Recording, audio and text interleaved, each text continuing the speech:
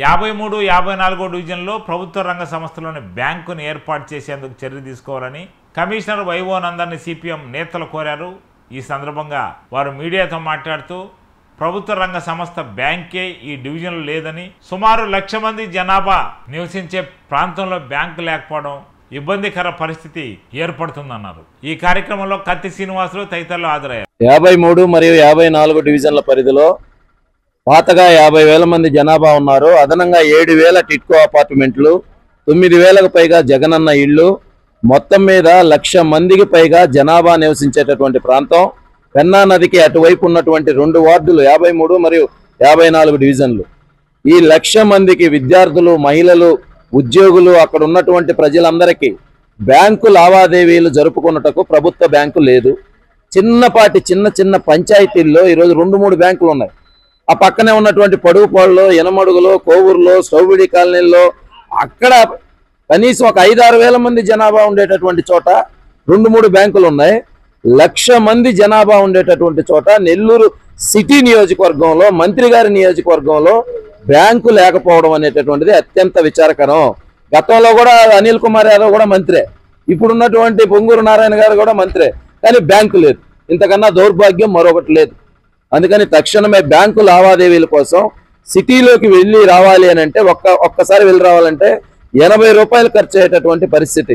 ప్రత్యేకించి పొదుపు గ్రూపు మహిళలుగా ఉన్నటువంటి వాళ్ళు, విద్యార్థులుగా ఉన్నటువంటి వాళ్ళు, ఉద్యోగులుగా ఉన్నటువంటి వాళ్ళు నిరంతరం బ్యాంకు లావాదేవీలు అనేటటువంటి అవసరం పడుతూ ఉంటాయి.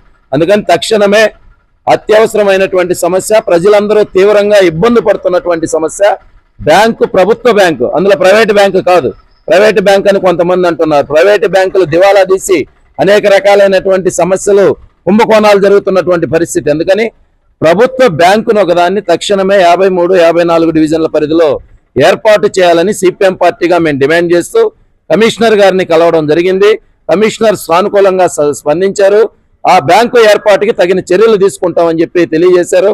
బ్యాంకు ఏర్పాటు చేసేంత వరకు సిపిఎం పార్టీగా స్థానిక ప్రజలను కలుపుకొని మా వంతు పోరాటాన్ని ఉధృతంగా చేస్తామని చెప్పి తెలియజేస్తుంది. నెల్లూరు నగర కార్పొరేషన్ పరిధిలోని 53, 54 డివిజన్లలో గతంలో కెనరా బ్యాంకు ఉన్నది.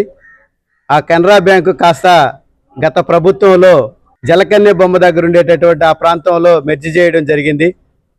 ఇక్కడ ఉండేటటువంటి వెంకటేశ్వరపురం 53, 54 డివిజన్లో ఉండేటటువంటి ప్రజలు దాదాపు 30,000 మంది పైగా అక్కడ అకౌంట్ హోల్డర్స్గా ఉండేటటువంటి పరిస్థితి ఉండేది. అనేక మంది పొదుపు గ్రూపులు కూడా ఆ బ్యాంకులో జాయిన్ చేసుకోవడం జరిగింది. అట్లాగానే డైరీలు ఉండే ఎంప్లాయీ అంతా ఆ ప్రాంతంలోనే, ఆ బ్యాంకులోనే అకౌంట్స్ ప్రారంభించి వాళ్ళ శాలరీలు, నెలవారీ శాలరీలు పడేటటువంటి పరిస్థితి.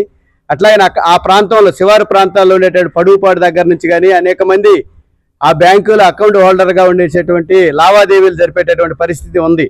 అంతేకాకుండా జగనన్న ఇళ్ళు కానీ, అదేవిధంగా టిట్కో హౌసెస్ కానీ అనేక మంది దాదాపు 12,000 నివాస ప్రాంతాలు ఆ ప్రాంతంలో కలిసి వచ్చినటువంటి పరిస్థితి ఉంది. ఇట్లా కలిస్తే దాదాపు 1,00,000 మంది పాపులర్గా ఉండేటటువంటి జనాలు ఉండేటటువంటి పరిస్థితి ఆ ప్రాంతంలో ఉంది. ఈ రోజు కూడా అక్కడ ఒక చిన్నపాటి లావాదేవీలు జరిపేటటువంటి బ్యాంకు, ఒక గవర్నమెంట్ బ్యాంకు కూడా ఉండేటటువంటి పరిస్థితి లేదు.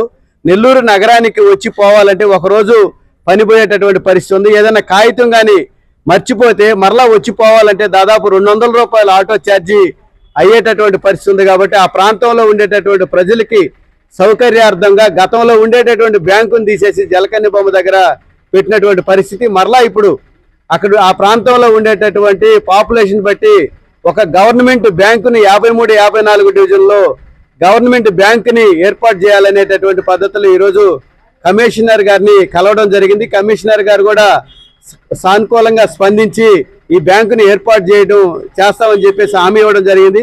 ఇప్పటికైనా అధికారులు తక్షణమే స్పందించి ఆ ప్రాంతంలో 53, 54 డివిజన్లలో ప్రభుత్వ బ్యాంకుని ఏర్పాటు చేయాలని చెప్పేసి సిపిఎం పార్టీగా మేము విజ్ఞప్తి చేస్తున్నాం.